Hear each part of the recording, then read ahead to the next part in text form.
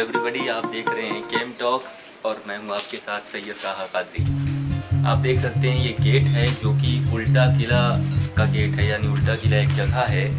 इस नाम की जगह है छूसी में। छूसी एक गांव है इलाहाबाद उत्तर प्रदेश। तो इलाहाबाद उत्तर प्रदेश के एक गांव में छूसी में हम हैं और इस वक्त हम देख सकते हैं कि हम छूसी प्रतिष्ठानपुरी के इस द्वार से एंट्री ले रहे हैं, अंदर आ रहे हैं, जिसमें हम आपको बताएंगे कि इस जगह का जो आप देख सकते हो इधर उधर, इस जगह का लोकेशन क्या है, इस जगह की इम्पोर्टेंस क्या है, ऐतिहासिक इसकी इम्पोर्टेंस क्या है, इतिहास में इसका क्या रोल रहा है, इसका क्या वीर गाथा या शौर्य गाथा रही है, कैसे कैसे लोग भागीदार हुए। तो आइए आगे चलते हैं और आप सब देखिए। चलो, बड़ा सा ग्राउंड है, या उसके पीछे ग्राउंड दिख रहा है बड़ा सा, पेड़ वगैरह और सब्जियां वगैरह उगाई गई हैं।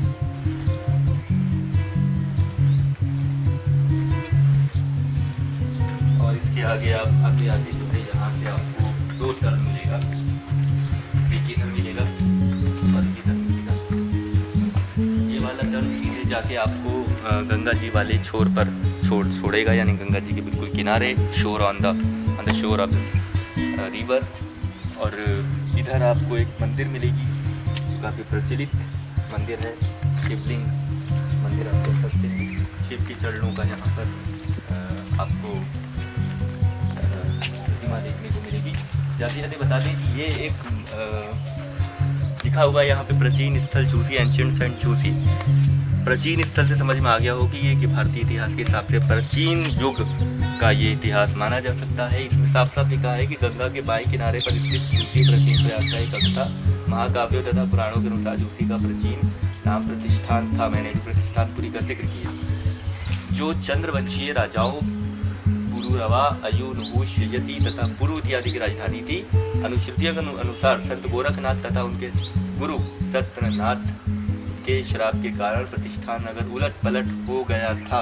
एक भयंकर आग के द्वारा नष्ट होने के कारण इस नगर का नाम छूसी अर्थात जला हुआ नगर पड़ा। एक मिथ ये है जो आपके सामने है, मिथोलॉजी कह सकते हैं इसे, हिंदू मिथोलॉजी कहा जा सकता है। इसके अलावा एक और मिथ है जो आपको विकिपीडिया गूगल पे सर्च करने पे मिलेगा, और यहाँ के जो मूल निवासी हैं इस गांव के छूसी के, वो उसी मिथ को ज़्यादा प्रेफरेंस देते हैं, यानी वो दूसरा मिथ है जिसको वो मानते हैं और जानते हैं और समझते हैं। उस मिथ के बारे में आइए समझते हैं।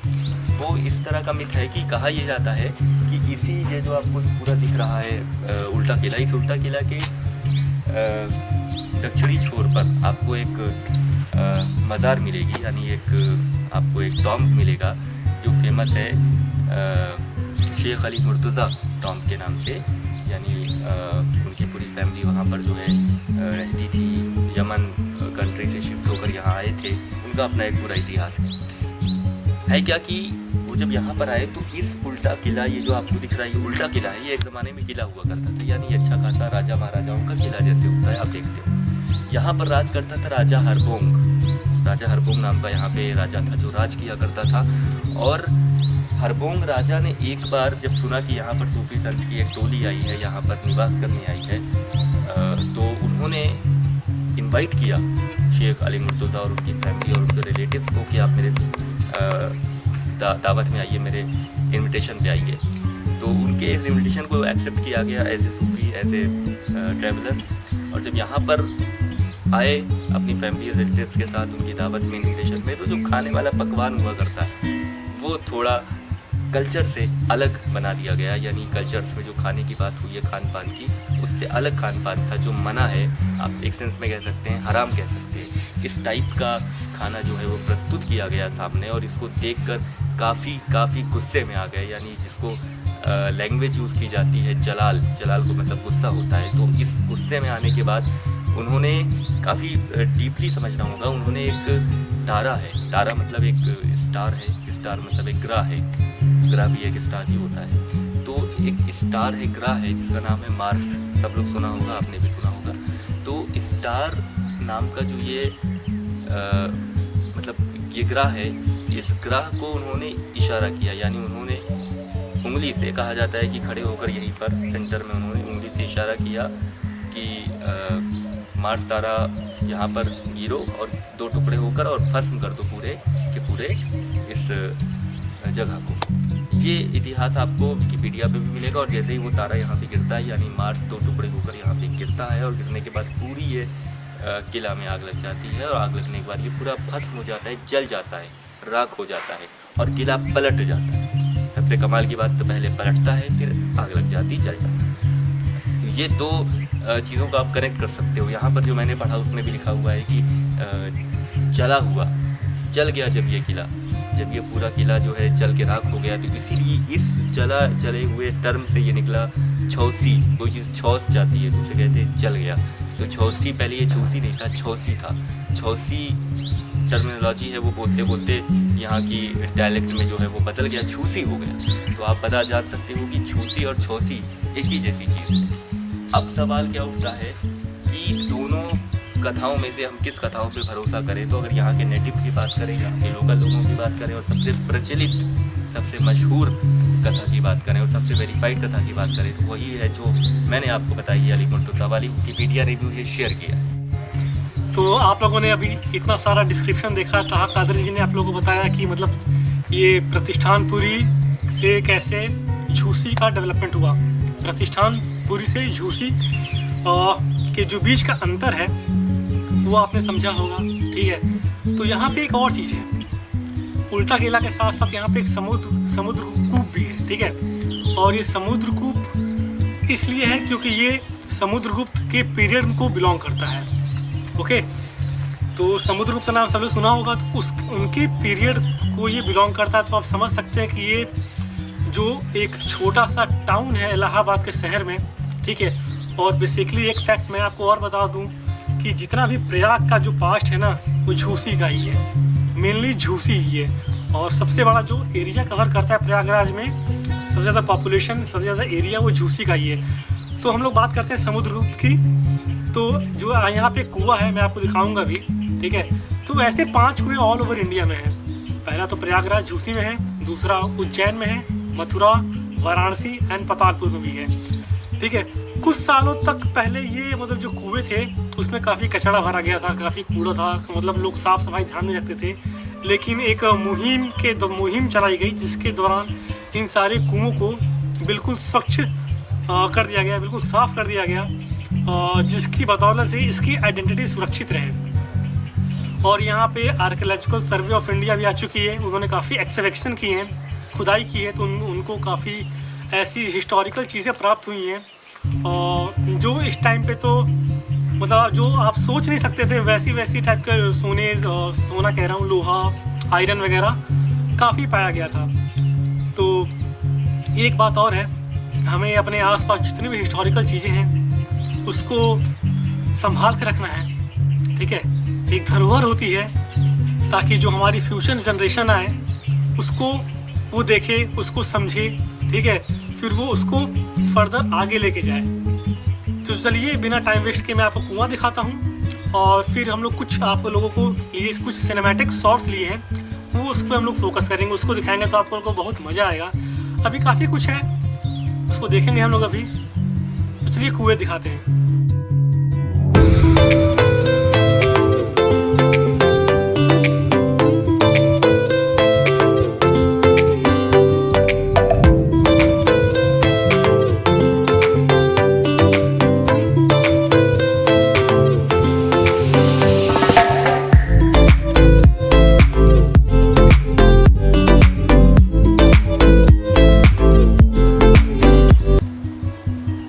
अब फिलहाल हम आ पहुँचे हैं इस गोल से कुएं के पास, जो लगभग परफेक्ट साइज़ का एक आप देख सकते हो गोलाई। ये जो मोनूमेंट है छोटा सा, इसका परफेक्ट साइज़ है गोलाई का। अगर अभी एक गोल चक्कर लगा के आपको दिखाया जाएगा कि किस तरह से परफेक्ट गोल है।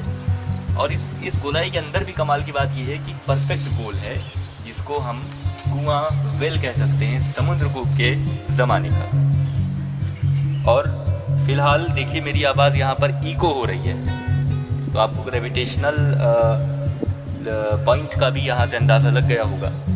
कहा यह जाता है, मान्यता ये है इस कुएं की कि अब पता नहीं ये सच है कि झूठ है, पर कहा यह जाता है कि अगर इस कुएं के अंदर आप एक कॉइन डालिए, और एक कॉइन डालने के बाद इस कुएं में अगर वो बिल्कुल सेंटर में चला जाए, बिल्कुल सेंटर, तो और सेंटर में ही गिरे जाकर, तो होगा क्या कि आपकी मन्नतें पूरी हो जाएगी, आप जो इच्छा कर रहे हो इच्छा पूर्ति हो जाएगी। मगर एक्चुअली साइंस के फैक्ट के हिसाब से देखा जाए तो ज़्यादातर के सेंटर में जाएंगे ही नहीं, क्योंकि ये परफेक्ट गोल है, तो कहीं ना कहीं ग्रेविटेशन का और इसकी गोलाई का असर भी पड़ेगा। आप देख सकते हो ये पूरा गोल आपको एक स्ट्रक्चर दिख रहा है, बढ़िया सा परफेक्शन है इस गोलाई में। यानी उस ज़माने में जब टेक्नोलॉजी नहीं थी यहाँ पर, विदाउट टेक्नोलॉजी के यहाँ पर कितना बढ़िया परफेक्शन, कितना बढ़िया गोलाई दिखाई गई। और अपने आप में बहुत बेहतरीन इतिहास है ये झूसी का, और इस टाइप के इतिहास को परखने की, समझने की बहुत ज़्यादा आवश्यकता है।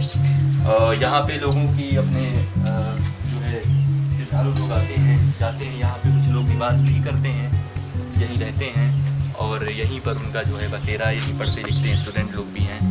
और साथ ही साथ आपको इतना सब देखने को, ये रोड सीधे जाएगी, ये रोड ऐसे जाके सीधे सेंटर में मिली है आपके एक दूसरे छोर पर, जो हम सीधे गंगा के किनारे निकलेंगे, तो एक अच्छी लोकेशन आपको यहाँ पे मिलेगी, एक पिट नेचुरल इन्वायरमेंट आपको यहाँ पे मिलेगा। और इसके आगे बढ़ते हुए इस तरफ ये इसकी बाउंड्री आप पूरा देख सकते हो। यहाँ पर एंड हो गया है ये उल्टा किला, यानी जब ये पलटा था तो बस इसका जो क्षेत्रफल आप देख रहे हो वो उधर उतना है, इधर इतना है, इधर कम है, उधर ज़्यादा है। और यहाँ तक आते आते आप देख सकते हो ये रोड सीधे जाके एक दूसरे छोर पर, यानी गंगा जी के छोर पर, यानी गंगा के किनारे आपको ये रोड सीधे मिलाएगी। और अभी हम उसी तरफ जा रहे हैं और आपको दिखाते जाएंगे कि ये रोड कैसे जा रही है। यहाँ पे आपको एक मंदिर दिखेगा, ये रोड सीधे उधर से आ रही है और ये आगे तक जाएगी। ये प्राचीन मंदिर हनुमान जी का, मैं दृष्टि से कहूँगा कि वो इसे दिखाएं कि ये एक प्राचीन मंदिर है।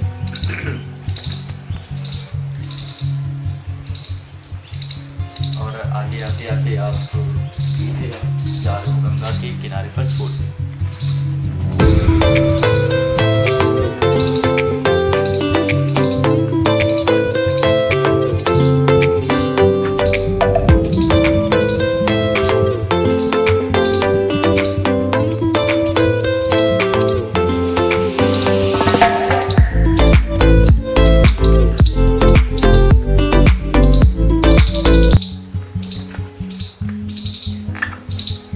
तो आप देख सकते हो यहाँ पर गाड़ी भी बनी हुई है, यानी पशुपालन यहाँ पर हो रहा है। सफेदा को उन्होंने सुंदर रखा है।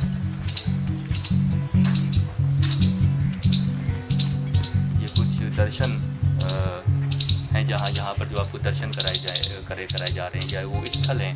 प्राचीन श्री राम जानकी मंदिर है, महाराज पुरूरवा एवं अप्सरा वर्षी है, श्री लड्डू गोपाल जी के दर्शन हैं, दक्षिण मुखी हनुमान जी, जो भी हनुमान जी का दर्शन हमने किया, समुद्र कूप तीर्थ के दर्शन अभी करके आ रहे हैं, कुआं, कूप मतलब कुआं, विष्णु जी के पद का दर्शन ये भी हमने उस छोर पे किया था, दक्षिणी छोर पे किया था। और ये काफ़ी बेहतर लोकेशन है, आप देख सकते हो। यहाँ सीढ़ियों से नीचे जाकर हम सीधे गंगा जी के उस छोर पे निकलते हैं, यानी किनारे पे निकलते हैं। यहाँ पर माघ मेले के समय में माघ मेला पता हुआ रहता है। प्रयाग का माघ मेला अपने आप में बहुत फेमस, बहुत प्रचलित है all over India, all over world, India नहीं बल्कि पूरी दुनिया में फेमस। तो ये वही जगह है जहाँ पर माघ मेला लगता है, यहाँ से संगम के किनारे तक आपको ले जाता है। ये लोकेशन काफ़ी अच्छी है, यहाँ से आपको सीढ़ियों का हेर फेर है, काफ़ी सीढ़ियाँ हैं यहाँ पे, करीब जहाँ तक मेरा अंदाज़ा है कि 50 से ज़्यादा सीढ़ियाँ होंगी, जिससे हम उतर कर नीचे जा सकते हैं। और प्राचीन काल की बनी हुई दिख भी रही हैं। तो उम्मीद करते हैं कि आप लोगों को ये वीडियो पसंद आई होगी। कुछ बैकग्राउंड अलग था, आप लोग सोच रहे होंगे कहाँ पे लोग चले आए हैं वीडियो बनाने के लिए, जंगल में, खेत में। तो जितनी भी हिस्टोरिकल जगह होती हैं वैसे ही होती हैं, जंगल होता है चारों तरफ, मौसम का, प्रकृति है, उसका लुत्फ उठाइए। और थोड़ा शहरों की भाग दौड़ भरी ज़िंदगी है, थोड़ा वक्त निकालिए और थोड़ी कहीं ऐसी जगह भ्रमण करके आइए, घूम के आइए अपने परिवार के साथ, अपने दोस्तों के साथ, चाहे आपको जिसके साथ एंजॉय करना हो उसके साथ घूम के आइए, थोड़ा आनंद उठाइए, भारत के इतिहास के बारे में जानिए, प्रकृति के बारे में जानिए। तो बस यही था वीडियो में। आप लोग अपना फीडबैक दीजिए, अपना साथ दीजिए, ताकि हम लोग ऐसे ही ग्रो करते रहें। और बाकी तो वीडियोस आती रहेंगी, कारवां चलता रहेगा, कारवां स्टार्ट हुआ तो रुकने वाला तो है नहीं, कारवां चलता रहेगा। तो एक अशरफ जहांगीर करके एक शायर हैं, तो उनकी मैं 2 लाइनें हैं, उन्हीं से क्लोज करना चाहूँगा इस पूरी वीडियो को। तो उनकी जो लाइनें हैं कुछ इस तरह हैं कि उलझ कर तेरी जुल्फ़ों में मैं आबाद हो जाऊँ, कि उलझ कर तेरी जुल्फ़ों में मैं आबाद हो जाऊँ, कि जैसे लखनऊ का मैं अमीनाबाद हो जाऊँ, कि जमुना की तरह तन्हा निहारूं ताज को मैं कब तक, कि जमुना की तरह मैं तन्हा निहारूं ताज को कब तक, कोई गंगा मिले तो मैं भी इलाहाबाद हो जाऊं। तो इलाहाबाद तो हो ही गए हैं, इलाहाबाद में है तो देखिए सब सही है, मौसम में भौकाल तो है इलाहाबाद में। तो ठीक है, मिलते हैं किसी और वीडियो में, किसी और जगह के साथ, किसी और टॉपिक के साथ, किसी और नए लोकेशन के साथ। जय हिंद, जय भारत, नमस्कार।